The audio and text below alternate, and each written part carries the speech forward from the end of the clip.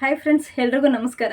ಇವತ್ತಿನ ವಿಷಯ ಏನಪ್ಪ ಅಂತಂದರೆ 27ನೇ ಕಂತಿನ ಗೃಹಲಕ್ಷ್ಮಿಯ ದುಡ್ಡು ಏನಾದರೂ ಬಂತಾ, ಯಾರಿಗಾದರೂ ಯಾವ ಜಿಲ್ಲೆಗೆ ಬಂತು ಅಂತ ತಿಳ್ಕೊಳ್ಳೋಣ. ಹಾಗೆ ಯುದ್ಧದ ಭೀತಿಯಿಂದ ಎಲ್ಲ ಕಡೆ ಪ್ರಾಬ್ಲಮ್ ಆಗ್ತಾ ಇರೋದು ಅಂದರೆ ಜನಸಾಮಾನ್ಯರಿಗೆ ಎಲ್ರಿಗೂ ಕೂಡ ಬಿಸಿ ತಡ್ತಾ ಇರೋದು ಅಂದರೆ ಗ್ಯಾಸ್ ಪ್ರಾಬ್ಲಮ್ ಆಗ್ತಾಯಿದೆ. ಇದ್ರ ಬಗ್ಗೆ ಸ್ವಲ್ಪ ಕೂಡ ಮಾತಾಡೋಣ. ಹಾಗೆ ಇನ್ನೊಂತಂದರೆ ಇನ್ನೇನು ರೇಷನ್ ಕೊಡೋ ಟೈಮ್ ಆಯಿತು, ಎಲ್ಲರಿಗೂ ಕೂಡ ರೇಷನ್ ಕೊಡ್ತಾ ಇದ್ದಾರೆ ಅಲ್ಲಿ ಇಲ್ಲಿ ಅಂತ ಸ್ವಲ್ಪ ಮಟ್ಟಿಗೆ ಸುದ್ದಿ ಬರ್ತಾ ಇದೆ. ಕೆಲವೊಂದು ಕಡೆ ಕೊಡ್ತಾ ಇದ್ದಾರೆ. ಅದರಲ್ಲಿ ಏನೇನು ಕೊಡ್ತೀವಿ ಅಂತ ಬಜೆಟಲ್ಲಿ ಹೇಳಿದರು, ಅದೇನಾದರೂ ಬಂತಾ, ನಿಮ್ಗೇನಾದ್ರು ಸಿಗ್ತಾ ಅಂತ ನಾವು ತಿಳ್ಕೊಳ್ಳೋಣ. ಹಾಗೆ ಇನ್ನೊಂದು ಏನಂತಂದರೆ ಮೀಶೋ ಬಗ್ಗೆ ಹೇಳ್ತಾ ಇದ್ದೀನಿ. ಮೀಶೋ ಒಂದು ಏನು ಆ್ಯಪಲ್ಲಿ ತರಿಸ್ಕೊಂಡಂಥ ಒಂದು ಬ್ಲೌಸ್ ಪೀಸ್ ತರಿಸಿದೆ ಎಂಬ್ರಾಯ್ಡ್ರಿದು. ಆ ಒಂದು ಎಂಬ್ರಾಯ್ಡ್ರಿ ಬ್ಲೌಸ್ ಪೀಸ್ನ ಫಸ್ಟು ನಾನೊಂದು ತರಿಸಿ ಸ್ಟಿಚ್ ಮಾಡಿದೆ, ಹೆಂಗಿದೆ ಅಂತ ನೋಡೋಣ ಅಂತ. ಸೊ ನೆಕ್ಸ್ಟು ಇನ್ನೊಂದು ಆಗುತ್ತೇನೋ ಅಂತ ಟ್ರೈ ಮಾಡೋಕ್ಕೆ ಅಂತ ತರಿಸಿದ್ದೀನಿ. ಸೊ ಅಲ್ಲಿ ಪ್ರಾಬ್ಲಮ್ ಏನಿದೆ ಅಂತ ಅದ್ರ ಬಗ್ಗೆ ಕೂಡ ತಿಳಿಸ್ತೀನಿ. ಸೊ ಫಸ್ಟ್ನೇದಾಗಿ ಗೃಹಲಕ್ಷ್ಮಿಯ ದುಡ್ಡು. ಗೃಹಲಕ್ಷ್ಮಿಯ 27ನೇ ಕಂತಿನ ಹಣ ಏನು ಅದು ಬಿಡುಗಡೆ ಆಗ್ತಾ ಇದೆ ಅಂತೆ ನಿನ್ನೆಯಿಂದಾನೆ ಅಂತ ತಿಳಿಸ್ತಾ ಇದ್ದಾರೆ. ನಿನ್ನೆಯಿಂದ ಅಂತಂದರೆ ನಿನ್ನೆ ಮಧ್ಯಾಹ್ನದಿಂದ ಆಗ್ತಾ ಇದೆ ಅಂತಂದರೆ ಇವತ್ತು ಆಲ್ರೆಡಿ ಒಂದು ದಿನ ಆಗಿದೆ.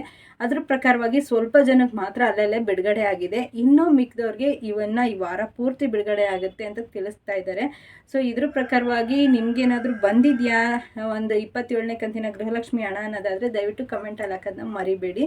ಹಾಗೆ ನೆಕ್ಸ್ಟ್ ಅಪ್ಡೇಟ್ ಏನಪ್ಪ ಅಂದರೆ ಮೀಶೋನಲ್ಲಿ ನಾನು ಆವಾಗವಾಗ ಕೆಲವೊಂದು ಐಟಮ್ನ ತರಿಸ್ತಾ ಇರ್ತೀನಿ. ಅದರಲ್ಲಿ ಕೆಲವೊಂದು ಚೆನ್ನಾಗಿರುತ್ತೆ, ಇನ್ನೂ ಕೆಲವೊಂದು ಚೆನ್ನಾಗಿರಲ್ಲ. ನೋಡಿ ಇದು ಯಾವ ರೀತಿ ಇದೆ ಅಂತಂದರೆ ನೆಕ್ ಬ್ರಾಡ್ ಇಲ್ಲ, ಇಲ್ಲಿ ಸ್ವಲ್ಪ ಆ ಕಡೆ ಈ ಕಡೆ ಸ್ವಲ್ಪ ಕರು ಥರ ಕೊಟ್ಟಿದ್ರು. ಸೊ ಅದನ್ನು ಹೆಂಗೋ ಸರಿ ಮಾಡಿದ್ದೀನಿ. ಹಾಗೆ ಫ್ರಂಟ್ ಹೆಂಗೆ ಕೊಟ್ಟಿರ್ತಾರೆ ಅಂತಂದರೆ ಈ ಫ್ರಂಟ್ ಬಂದು ಬೇರೆ ಎಲ್ಲೋ ಸ್ಟಾರ್ಟಿಂಗ್ ಇರುತ್ತೆ, ಇನ್ನೆಲ್ಲೋ ತುಂಬ ಕರ್ವಾಗಿ ಕೊಟ್ಬಿಟ್ಟಿರ್ತಾರೆ. ಸೊ ಇದು ಸರಿಯಾಗೇ ಇರಲ್ಲ. ಇದನ್ನು ಕೂಡ ತುಂಬ ಅಡ್ಜಸ್ಟ್ ಮಾಡಿಕೊಂಡೆ ಸ್ಟಿಚ್ ಮಾಡಬೇಕು. ಇದು 1 ಮೀಟ್ರ್ ಬಟ್ಟೆ ಕೊಟ್ಟಿರ್ತಾರೆ. ಹಾಗೆ ಎಂಬ್ರಾಯ್ಡ್ರಿ ಕೂಡ ಮಾಡಿರ್ತಾರೆ. ಚೆನ್ನಾಗಿದೆ ಎಂಬ್ರಾಯ್ಡ್ರಿ, ಇಲ್ಲ ಅಂತಲ್ಲ. ನೋಡಿ ಇಲ್ಲೆಲ್ಲ ಸ್ಲೀವ್ಗೆ ಪಿಕಾಕ್ ಡಿಸೈನ್ ಕೊಟ್ಟಿದ್ದಾರೆ. ಸೊ ನಾನು ಇದಕ್ಕೆ 250 ಏನೋ ಕೊಟ್ಟಿದೆ ಅಂತ ಅನಿಸುತ್ತೆ, ಮರ್ತ್ಕೊಂಡಿದ್ದೀನಿ. ನೋಡಿ ಪಿಕಾಕು ಎಂಬ್ರಾಯ್ಡ್ರಿ ಕೂಡ ತುಂಬ ಚೆನ್ನಾಗಿದೆ ಅಂಥೇಳಿ ತರಿಸಿದೆ. ಸೊ ಇದಕ್ಕೆ ಪ್ರಾಬ್ಲಮ್ ಏನಂದರೆ 1 ಮೀಟ್ರ್ ಬಟ್ಟೆ ಇದ್ದರೂ ಕೂಡ ಬ್ಲೌಸ್ನ ಆರಾಮಾಗಿ ಹೊಲಿಬೋದು 1 ಮೀಟ್ರ್ ಬಟ್ಟೆನಲ್ಲಿ. ಆದರೆ ಇದು 1 ಮೀಟ್ರ್ ಬಟ್ಟೆ ಇದ್ರೂ ಕೂಡ ಹೊಲಿಯೋಕ್ಕಾಗಲ್ಲ. ಯಾಕೆಂದರೆ ನೆಕ್ಸ್ಟ್ ನಾನು ನಿಮ್ಗೆ ತೋರಿಸ್ತೀನಿ ಯಾಕೆ ಅಂತ. ಸೊ ನೋಡಿ ಇಲ್ಲಿ ಕಂಕ್ಳು ಕೆಳಗಡೆ ಇದು ಸ್ಲೀವ್ ಅಲ್ವಾ, ಈ ಸ್ಲೀವ್ ಕೆಳಗಡೆ ಕೂಡ ನಾನಿಲ್ಲಿ ಪೀಸ್ನ ಜಾಯಿನ್ ಮಾಡಿದ್ದೀನಿ. ಕಾಣಿಸ್ತಾ ಇದೆಯೋ ಇಲ್ವೋ ಗೊತ್ತಿಲ್ಲ, ಯಾಕಂದರೆ ಆರೆಂಜು ಬಿಸಿಲು ಬೆಳಕು ಹೊಡಿತಾ ಇದೆ. ಈಗ ನೋಡಿ ಕಾಣಿಸ್ತಾ ಇದೆ ಅನ್ಕೋತೀನಿ. ಇಲ್ಲಿ ಪೀಸ್ ಕೂಡ ಜಾಯಿಂಟ್ ಮಾಡಿದ್ದೀನಿ. ಆದರೆ ಕೈ ಹಿಂಗೆ ಎತ್ತಿದಾಗ ಅಷ್ಟೊಂದೇನು ಚೆನ್ನಾಗಿ ಕಾಣಿಸಲ್ಲ ಅಂತ ಅನ್ಕೋತೀನಿ. ಸೊ 1 ಮೀಟ್ರ್ ಬಟ್ಟೆ ಇದ್ದರೂ ಕೂಡ ಈ ರೀತಿಯಾಗಿ ಕಟ್ ಪೀಸ್ ಹೊಲಿಯೋದು ತುಂಬ ಬೇಜಾರು. ಹಾಗೆ ಇನ್ನೊಂದು ಏನಂತಂದರೆ ಈ ಫ್ರಂಟ್ ಭಾಗ ಸರಿಯಾಗಿ ಕೊಟ್ಟಿರಲ್ಲ. ಹಿಂಗೆ ಬಂದು ಈ ರೀತಿಯ ಒಂದು ಕರು ಕೊಟ್ಬಿಟ್ಟಿರ್ತಾರೆ, ಅದು ಕರೆಕ್ಟಾಗಿ ಇಲ್ಲಿ ನಮಗೆ ಕರೆಕ್ಟಾಗಿ ಕೂರಲ್ಲ. ಆದರೂ ಕೂಡ ಇದನ್ನು ಅಡ್ಜಸ್ಟ್ ಮಾಡಿ ಹೊಲ್ದಿದ್ದೀನಿ. ಯಾಕಂದರೆ ನಾನೇ ಟೈಲರ್ ಆಗಿರೋದ್ರಿಂದ ನನ್ನ ಬ್ಲೌಸ್ನ ನಾನೇ ಸ್ಟಿಚ್ ಮಾಡಿದ್ದೀನಿ.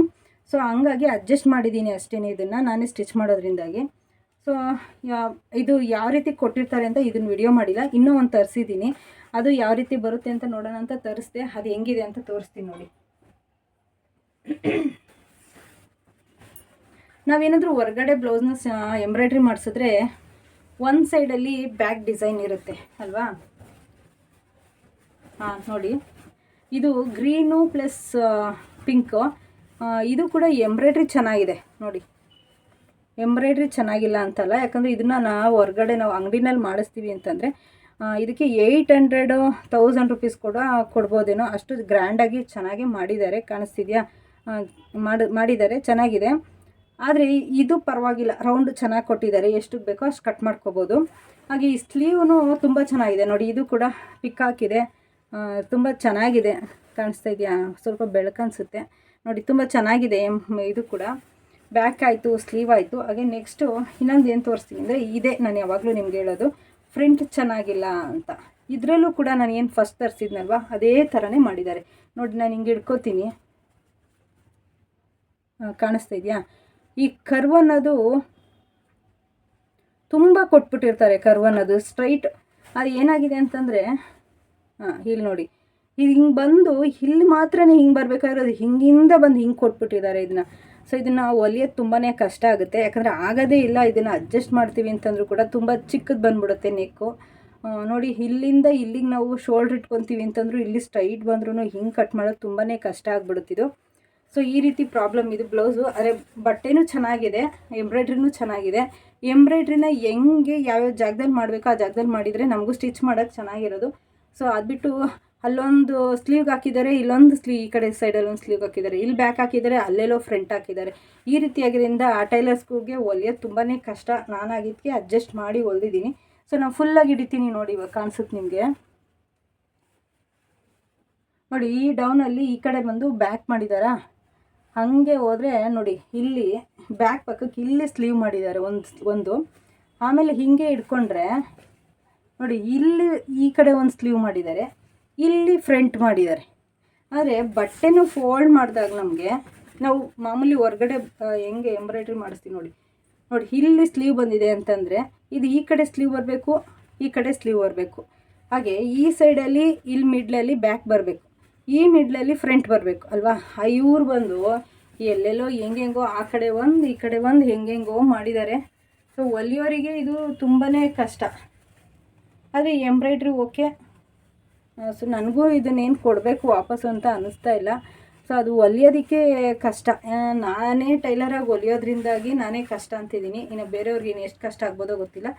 ಸೊ ಈ ಒಂದು ಎಲ್ಲ ವಿಷಯದ ಬಗ್ಗೆ ನಿಮ್ಗೆ ಏನು ಅನ್ನಿಸ್ತು ಅನ್ನೋದನ್ನ ದಯವಿಟ್ಟು ಕಮೆಂಟಲ್ಲಿ ಹಾಕೋದನ್ನ ಮರಿಬೇಡಿ. ನಾನು ಎಲ್ಲನೂ ಚೆನ್ನಾಗಿದೆ ಎಲ್ಲನೂ ಚೆನ್ನಾಗಿಲ್ಲ ಅಂತ ಹೇಳ್ತಾ ಇಲ್ಲ. ಸೊ ಏನು ಪ್ರಾಬ್ಲಮ್ ಇದೆ ಇದರಲ್ಲಿ, ಹೊಲಿಯೋಕ್ಕಾಗುತ್ತಾ ಇಲ್ವ ಅಂತ ಅದನ್ನ ತಿಳಿಸ್ತಾ ಇದ್ದೀನಿ ನಿಮಗೆ. ಕೆಲವೊಂದು ಐಟಮು ಮೀಶೋನಲ್ಲಿ ಚೆನ್ನಾಗಿರುತ್ತೆ, ಇನ್ನು ಕೆಲವೊಂದು ಐಟಮು ಅಂತೂ ನಿಜವೂ ಚೆನ್ನಾಗಿರಲ್ಲ. ಸೊ ಅದನ್ನು ಯಾಕಂದರೆ ರಿಟರ್ನ್ ಹಾಕೋ ಆಪ್ಷನ್ ಇರೋದ್ರಿಂದ ಎಲ್ಲರೂ ತಗೋಬೋದು. ಹಾಗೆ ಯುದ್ಧದ ಭೀತಿಯಿಂದ ಆಗ್ತಾ ಇರುವಂಥ ಗ್ಯಾಸ್ ಸಿಲಿಂಡರ್ ಬಗ್ಗೆ ತಿಳಿಸ್ತಾ ಇದ್ದೀನಿ. ಏನಪ್ಪ ಅಂತಂದರೆ ಕೇಂದ್ರ ಸರ್ಕಾರ ಆಲ್ರೆಡಿ ಅನೌನ್ಸ್ ಮಾಡಿಬಿಟ್ಟಿದೆ. ಗ್ಯಾಸ್ ಪ್ರಾಬ್ಲಮ್ಮು ಅತಿ ಹೆಚ್ಚಾಗ್ತಾ ಇರೋದ್ರಿಂದಾಗಿ ಪೆಟ್ರೋಲ್ ಬಂಕ್ಗಳಲ್ಲಿ ಆಲ್ರೆಡಿ ಬೋರ್ಡ್ನೇ ಹಾಕ್ಬಿಟ್ಟಿದ್ದಾರೆ. ಆಟೋಗಳಿಗೆ, ಕಾರ್ಗೆ, ಬಸ್ಗೆ, ಏನೇನು ವೆಹಿಕಲ್ಗೆ ಗ್ಯಾಸ್ನ ಯೂಸ್ ಮಾಡ್ತೀವೋ ಅಲ್ಲಿ ಪೆಟ್ರೋಲ್ ಬಂಕಲ್ಲಿ ಹೋಗಿ ತೊಗೋಬೇಕಿತ್ತಲ್ವ, ಅಲ್ಲಿ ಆಲ್ರೆಡಿ ಬೋರ್ಡ್ ಹಾಕಿದಾರಂತೆ. ಯುದ್ಧದ ಕಾರಣದಿಂದಾಗಿ ನಮಗೆ ಸಪ್ಲೈ ಅನ್ನೋದು ಅಷ್ಟೊಂದು ಪೂರೈಕೆ ಆಗ್ತಾ ಇಲ್ಲ, ಪ್ರಾಬ್ಲಮ್ ಆಗ್ತಾ ಇದೆ ಅಂತ ಹೇಳಿ. ಅಂದರೆ ಅಲ್ಲೇ ಪೂರೈಕೆ ಆಗ್ತಿಲ್ಲ ಅವ್ರಿಗೆ. ಹಾಗೆ ಕಮರ್ಷಿಯಲ್ನವ್ರಿಗಂತೂ ತುಂಬಾ ಪ್ರಾಬ್ಲಮ್ ಆಗ್ತಿದೆ. ಹೋಟೆಲ್ ಉದ್ಯಮಕ್ಕೆ ಆಗಲಿ ಅಥವಾ ಬೇರೆ ಬೇರೆ ಚಿಕ್ಕ ಪುಟ್ಟವ್ರು ಏನಕ್ಕೆ ಒಂದು ಅಂಗಡಿಗೆ ಗ್ಯಾಸ್ನ ಬಳಸ್ತಾ ಇದ್ರು ಕೂಡ ಅವ್ರಿಗೆ ಆಲ್ರೆಡಿ ನಾನು ಲಾಸ್ಟ್ ವಿಡಿಯೋನಲ್ಲೇ ತಿಳಿಸಿದ್ದೆ, 115 ರೂಪಾಯಿನೋ ರೇಟ್ ಜಾಸ್ತಿ ಆಗಿದೆ. ಹಾಗೆ ಮನೆಯವ್ರಿಗೂ ಕೂಡ 60 ರೂಪಾಯಿ ಜಾಸ್ತಿ ಆಗಿದೆ ಅಂತ. ಜಾಸ್ತಿ ಆದರೂ ಕೂಡ ನಮ್ಗೆ ಆಗೋವಷ್ಟು ಗ್ಯಾಸು ಪೂರೈಕೆ ಆಗ್ತಾ ಇಲ್ಲ ಅಂತ ಹೇಳಿ. ಸೊ ಹಂಗಾಗಿ ಹೋಟ್ಲು ಉದ್ಯಮದವರೆಲ್ಲ ಆಲ್ರೆಡಿ ಆಲ್ಟರ್ನೇಟ್ ಬೇರೆ ಒಂದನ್ನು ಹುಡ್ಕೊಂಡಿದ್ದೀವಿ ಅಂತ ಕೂಡ ತಿಳಿಸ್ತಾ ಇದ್ದಾರೆ. ಏನಂತಂದರೆ ಏನು ಕಾಲ ಎಷ್ಟೇ ಬದಲಾದರೂ ಕೂಡ ಅಜ್ಜಿ ಪಾತ್ವೆ ಗತಿ ಅಂತಾರಲ್ಲ, ಹಾಗೆ ಎಷ್ಟೇ ಗ್ಯಾಸು ಮಸಿ ಆಗಲ್ಲ, ಕಣ್ಣೂರಿ ಬರಲ್ಲ, ಚೆನ್ನಾಗಿರುತ್ತೆ, ನಾವು ಚೆನ್ನಾಗಿರ್ಬೋದು ಅಂತೇಳಿ ತೊಗೊತಾರಲ್ವ. ಆ ಒಂದು ಗ್ಯಾಸಿಗೆ ಪ್ರಾಬ್ಲಮ್ ಆಗಿರೋದ್ರಿಂದಾಗಿ ಮತ್ತೆ ಒಲೆಗೆ ಎಲ್ಲರೂ ಕೂಡ ಮತ್ತೆ ತಗೊಳ್ಳೋ ರೀತಿ ಆಗಿದೆ. ಆ ಒಲೆನೇ ಸ್ವಲ್ಪ ರೀತಿಯಾಗಿ ಚೇಂಜಸ್ ಆಗಿದೆ ಅಷ್ಟೇ. ಇವಾಗ ಹೊಗೆ ಬರಲ್ಲ, ಕಣ್ಣೂರಿ ಬರಲ್ಲ, ಮಸಿ ಆಗಲ್ಲ ಅಂತ ಹೇಳ್ತಿದ್ದಾರೆ. ಇನ್ನಾದ್ರ ಬಗ್ಗೆ ನನಗೇನು ಗೊತ್ತಿಲ್ಲ. ಸೊ ತಗೊಂಡಿರೋರು ಅಲ್ಲಿ ಇಲ್ಲಿ ಹೇಳ್ತಾ ಇರೋದ್ರ ಪ್ರಕಾರ ಆ ಥರ ಆಗಲ್ಲ ಅಂತ ಹೇಳ್ತಿದ್ದಾರೆ. ಸೊ ಆಗಿರ್ಬೋದೇನೋ ಗೊತ್ತಿಲ್ಲ. ಸೊ ಅಂದರೆ ಹಳೆ ಕಾಲಕ್ಕೆ ಮತ್ತೆ ನಾವು ರಿಟರ್ನ್ ಸ್ವಲ್ಪ ಮಟ್ಟಿಗೆ ಹೋಗ್ತಾ ಇದ್ದೀವಿ ಅಂತ ತಿಳ್ಕೊಬೋದಲ್ವ. ಸೊ ಇದು ಇಷ್ಟು ಎಫೆಕ್ಟ್ ಬೀಳ್ತಾ ಇದೆ ಅಂತಂದರೆ ಹೇಳ್ನಲ್ಲ, ಕೇಂದ್ರ ಸರ್ಕಾರ ಆಲ್ರೆಡಿ ಹೇಳಿದೆ. ಕಮರ್ಷಿಯಲ್ ಅವ್ರಿಗೆ ಪ್ರಾಬ್ಲಮ್ ಆಗ್ತಾ ಇದೆ ಅಂತಂದರೂ ಕೂಡ ಮನೆಯವ್ರಿಗೆ ಫಸ್ಟ್ ಪ್ರಿಫರೆನ್ಸ್ ಕೊಡಿ, ಫಸ್ಟು ಮನೆಯವ್ರಿಗೆ ತಲುಪಿಸಿ ಗ್ಯಾಸ್ನ, ಆನಂತರ ಕಮರ್ಷಿಯಲ್ ಅಂತ ತಿಳಿಸ್ತಾ ಇದೆ. ಅದ್ರ ಪ್ರಕಾರವಾಗಿ ಮನೆಗಳಲ್ಲಿ ಕೂಡ ಸಿಲಿಂಡ್ರನ್ನ ಬುಕ್ ಮಾಡೋಕ್ಕೆ ಹೋದರೆ ಆ ನಂಬರ್ ಏನಿರುತ್ತೆ, ನಂಬರು ರಿಸೀವೇ ಆಗ್ತಾ ಇಲ್ಲ. ಅಂದರೆ ಅಲ್ಲೂ ಕೂಡ ಅಷ್ಟು ಒಂದು ಏನು ಸಪ್ಲೈ ಆಗ್ತಾ ಇಲ್ಲ ಅಂತ ತಿಳ್ಕೊಬೋದು. ಸೊ ಯಾರೆಲ್ಲ ಫಸ್ಟ್ ಬುಕ್ ಮಾಡಿರ್ತಾರೋ ಅವ್ರಿಗೆ ಫಸ್ಟ್ ಗ್ಯಾಸ್ ಬರೋದ್ರಿಂದಾಗಿ, ಯಾರು ಲೇಟಾಗಿ ಬುಕ್ ಮಾಡ್ತಾರೋ ಅವ್ರಿಗೆ ಓಪನ್ ಆಗ್ತಾ ಇಲ್ಲ ನಂಬರು. ಅಂದರೆ ಯಾರೆಲ್ಲ ನಿಧಾನಕ್ಕೆ ಗ್ಯಾಸ್ನ ಬುಕ್ ಮಾಡೋಣ ಸಿಗುತ್ತೆ ಅಂತ ಅಂದ್ಬಿಟ್ಟು ಕಾಯ್ತಾ ಇರ್ತೀರಾ, ಖಾಲಿದೇನಾದರೂ ಇಟ್ಕೊಂಡಿದ್ರೆ ದಯವಿಟ್ಟು ನೀವು ಇವಾಗ ಬುಕ್ ಮಾಡಿದ್ರೆ ಬರೋದಿನ್ನ ಸ್ವಲ್ಪ ದಿನ ಲೇಟ್ ಆಗ್ಬೋದು. ಸೊ ಓಪನ್ ಆದಾಗ ನಿಮ್ಮ ಒಂದು ಆರ್ಡ್ರನ್ನ ತೊಗೊಳುತ್ತೆ. ಹಾಗಾಗಿ ಬುಕ್ ಮಾಡ್ಕೊಳ್ಳಿ ಫಸ್ಟೇ ಅಂತ ತಿಳಿಸ್ತಾ ಇದ್ದೀನಿ. ಸೊ ನಿಮ್ಮ ಏರಿಯಾದಲ್ಲಿ ಏನಾದರೂ ಇದೇ ರೀತಿಯಾದಂಥ ಪ್ರಾಬ್ಲಮ್ ಏನಾದರೂ ಆಗಿದ್ರೆ ದಯವಿಟ್ಟು ಕಮೆಂಟಲ್ಲಿ ಹಾಕೋದನ್ನ ಮರಿಬೇಡಿ. ಸೊ ಆಲ್ರೆಡಿ ನಮ್ಮ ಏರಿಯಾದಲ್ಲಿ ಆಲ್ರೆಡಿ ಈ ಥರ ಒಂದು ಬುಕ್ಕಿಂಗ್ ತೊಗೊತಾ ಇಲ್ಲ ಅಂತ ಆಲ್ರೆಡಿ ತಿಳಿದು ಬರ್ತಾ ಇದೆ. ಹಾಗೆ ನೆಕ್ಸ್ಟ್ ಅಪ್ಡೇಟ್ ಏನಂತಂದರೆ ರೇಷನ್ ಬಗ್ಗೆ ಅಂತ ಹೇಳಿದ್ನಲ್ವಾ. ಈ ರೇಷನ್ ಅಂದರೆ ಆಲ್ರೆಡಿ ಎಲ್ಲ ಕಡೆ ಕೊಡುವಂಥ ಟೈಮ್ ಬಂತು, ಅಲ್ಲಿ ಇಲ್ಲಿ ಒಬ್ಬೊಬ್ರು ಕೊಡ್ತಾ ಇದ್ದಾರೆ ಅಂತ ತಿಳಿಸ್ತಾ ಇದ್ದಾರೆ. ಅದ್ರ ಪ್ರಕಾರವಾಗಿ ಈಗ ಆಲ್ರೆಡಿ ಸಿದ್ದರಾಮಯ್ಯ ಸರ್ ಅವರು ಬಜೆಟಲ್ಲಿ ಹೇಳಿದ್ರಲ್ವ, 10 kg ಅಕ್ಕಿ ಬದಲು 5 kg ಅಕ್ಕಿ ಕೊಡ್ತೀವಿ, ಇನ್ನು 5 kg ಬದಲು ನಿಮಗೆ ಒಂದು ಕಿಟ್ ಅಂತ ಹೇಳಿ ಕೊಡ್ತೀವಿ, ಎಲ್ಲರೂ ಶಕ್ತಿಯಾಗಿ ದಷ್ಟಪುಷ್ಟವಾಗಿರಬೇಕು, ಅದರಲ್ಲಿ ಎಲ್ಲ ರೀತಿಯ ಶಕ್ತಿಯಾದ ಅಂತ ಆಹಾರ ಇರುತ್ತೆ ಅಂತ ತಿಳಿಸಿದ್ರು 6 ತಿಂಗಳು ಮುಂಚೆನೇ. ಅದು ಇನ್ನೂ ಬಂದಿರಲಿಲ್ಲ. ಆದರೆ ಇವಾಗ ಕೊಡ್ತೀವಿ ಅಂತ ಏನು ತಿಳಿಸಿದಾರಲ್ವ, ಈ ಒಂದು ಆಹಾರ ಕಿಟ್ ಏನಾದರೂ ಎಲ್ಲಾದರೂ ನಿಮ್ಗೇನಾದರೂ ಕೊಡ್ತಾ ಇದ್ದಾರಾ, ತಲುಪುತ್ತಾ ಇವಾಗಲಾದರೂ ಅಂತಂದ್ಬಿಟ್ಟು ತಿಳ್ಕೊಳ್ಳೋಣ. ಏನಾದರೂ ನಿಮ್ಮ ಏರಿಯಾದಲ್ಲಿ ಯಾರಾದರೂ ಕೊಟ್ಟಿದ್ದರೆ ದಯವಿಟ್ಟು ಕಮೆಂಟಲ್ಲಿ ಹಾಕೋದನ್ನ ಮರಿಬೇಡಿ. ಯಾಕಂದರೆ ಅದರಿಂದ ನಮಗೂ ಕೂಡ ಗೊತ್ತಾಗುತ್ತೆ, ನಾವು ಕೂಡ ಕೇಳ್ಬೋದು ಇಂಥ ಕಡೆ ಎಲ್ಲ ಕೊಟ್ಟಿದ್ದಾರಂತೆ, ನಮಗೂ ಕೊಡ್ತಾರಾ ಅಂತ ಹೇಳಿ. ಸೊ ಈ ಎಲ್ಲ ವಿಷಯದ ಬಗ್ಗೆ ನಿಮ್ಗೆ ಏನು ಅನಿಸ್ತದೆ ದಯವಿಟ್ಟು ಕಮೆಂಟಲ್ಲಿ ಹಾಕೋದನ್ನ ಮರಿಬೇಡಿ. Thank you.